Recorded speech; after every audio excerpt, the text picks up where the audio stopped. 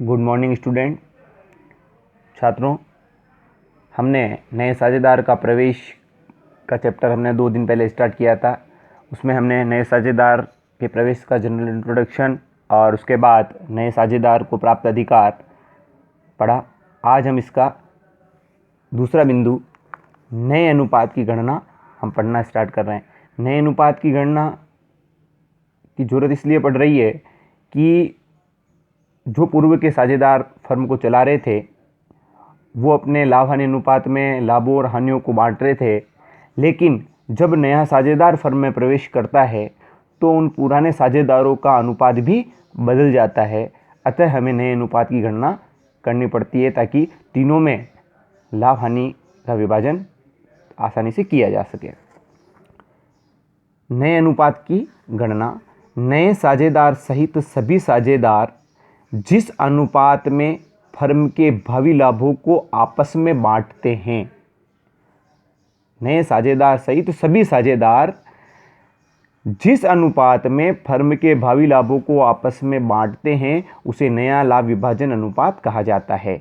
नया साझेदार अपना लाभ का हिस्सा पुराने साझेदारों से प्राप्त करता है, इस कारण उनका लाभ विभाजन अनुपात परिवर्तित हो जाता है। अतः नए लाभ विभाजन अनुपात की गणना की जाती है। अब नया साझेदार फर्म में आ रहा है तो सामान्य बात है कि वह अपना जो हिस्सा होगा वह पुराने साझेदारों से ही प्राप्त करेगा। माना कि पुराने साझेदार 2 साझेदार है और एक चपाती है, मान लो छोटा सा उदाहरण ले लेते हैं। एक चपाती का आधा भाग ए खा रहा है, आधा भाग बी खा रहा है, ठीक है। अब जब सी को नया साझेदार बना दिया 1/4 हिस्से के लिए, तो सबसे पहले उस चपाती का 1/4 हिस्सा तो सी को देना पड़ेगा और फिर बाकी का जो 3/4 हिस्सा बचेगा उसका आधा ए लेगा और उसका आधा बी लेगा। तो इसका मतलब ये हुआ कि जो नया साझेदार सी है वो जब फर्म में आया तो पुराने साझेदारों ने अपने हिस्से का कुछ भाग उसे दिया।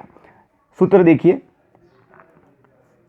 त्याग का अनुपात निकालने का सूत्र होता है पुराना अनुपात माइनस नया अनुपात। Sacrifice ratio is equal to old ratio minus new ratio. और नया अनुपात का सूत्र होता है पुराना अनुपात माइनस त्याग का अनुपात। New ratio is equal to old ratio minus sacrifice ratio.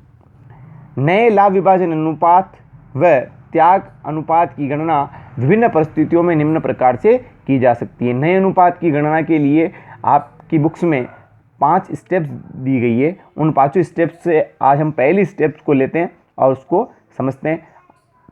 Normal है, ये जो अनुपात निकालने का तरीका है छात्रों 10वीं तक आप लोगों ने पढ़ा है। इसको थोड़ा ध्यान देंगे तो आपको अच्छी तरीके से समझ में आ जाएगा। पहली स्टेप देखिए, जब प्रश्न में केवल नए साझेदार का अनुपात दिया जाता है या दिया गया है, ठीक है, तब क्या उदाहरण बनता है। हम इस स्टेप का एक छोटा सा उदाहरण लेते हैं।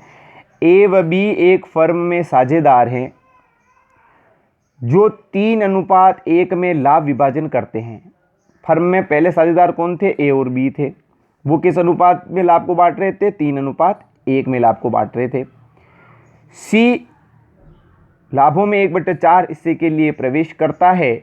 नए लाभ विभाजन अनुपात की गणना कीजिए। अब मैं छोटा सा उदाहरण बताऊं उस सवाल को समझने से पहले कि ए और बी ये दोनों साझेदार हैं सी के प्रवेश करने से पहले, और ये लाभ हानि विभाजन को बांटने का जो इनका अनुपात था वो था 3:1। अब छोटी सी बात करें कि ये मान लो कोई चपाती है, एक चपाती है, ठीक है। अब ए का अनुपात क्या है? ए का अनुपात हो गया 3/4 और बी का हो गया 1/4। अब इस चपाती का, ये जो चपाती आपको दिख रही है, इस चपाती को सी के प्रवेश से पहले की बात कर रहा हूं। इस चपाती का 3/4 भाग तो कौन ले रहा था? ए ले रहा था। और इस पूरी चपाती का 1/4 भाग ले रहा था बी, ठीक है। अभी क्या चेंज हुआ? नया साझेदार आया सी। कौन आया? सी। अब ये कितने हिस्से के लिए आया भाई? 1/4 हिस्से के लिए आया। अब जो ये चपाती है आपके सामने, अब क्या कंडीशन बदल जाएगी? अब जो चपाती है उसका 1/4 हिस्सा, 1/4 हिस्सा कौन लेगा? सी लेगा। अब ये बचा हुआ हिस्सा कितना है? जब 1 में से 1/4 चला जाएगा तो कितना बचेगा? 3/4। तो ये जो बचा हुआ जो 3/4 हिस्सा है, इस हिस्से का ए कितना लेगा? ए लेगा 3/4 और इस हिस्से का बी कितना लेगा? 1/4। इस प्रकार से सी के आने से चपाती का 1/4 हिस्सा जो था वो तो सी लेके चला गया और बचा हुआ जो 3/4 हिस्सा है उस भाग का ए और बी अपना जो पुराना अनुपात है 3/4 और 1/4 उस अनुपात में प्राप्त कर लेंगे। आइए हम इस उदाहरण को समझने का प्रयास करते हैं। माना कि लाभ है 1 रुपया, लाभ में सी का हिस्सा 1/4, सी का हिस्सा सवाल में दे रखा है 1/4। अब शेष लाभ कितना बचा? मान लो 1 में से 1/4 हिस्सा हमने सी को दे दिया तो बचा कितना? 3/4। देखो अभी बताया था मैंने आपको इस उदाहरण में 1/4 उसको दे दिया तो 3/4 बचा। अब ए का नया अनुपात मैंने क्या बताया? 3/4 का ए लेगा 3/4 और 3/4 का बी लेगा 1/4 भाग। ठीक है, तो वापस देखिए, माना कि लाभ है 1 रुपया, लाभों में सी का हिस्सा 1/4, शेष लाभ 1 में से 1/4 गए तो कितने बचे? 3/4। अब 3/4 भाग बचा हुआ है फर्म के पास। अब 3/4 भाग जो बचा हुआ है उसको जो साझेदार है अपने पुराने अनुपात में प्राप्त कर लेंगे। अब ए का अनुपात क्या है? ये है देखो 3:1, मतलब कि ए का 3/4 और बी का 1/4। ठीक है साहब। अब इसको बचे हुए हिस्से को ए अपने अनुपात में ले लेगा 3/4 इंटू 3/4। ये 3/4 तो बचा हुआ हिस्सा जो शेष लाभ का जो बचा हुआ हिस्सा है वो, और ये 3/4 जो उसका पुराना अनुपात। तो 3 को 3 से गुणा किया 9 और 4 को 4 से गुणा किया 16। ये हो गया ए का नया अनुपात 9/16। अब बी की बात करें तो 3/4 जो हिस्सा बचा हुआ है शेष वो, और इसका पुराना अनुपात क्या है? बी का 1/4। तो ये 1/4, 3 को 1 से गुणा किया 3, 4 को 4 से गुणा किया 16।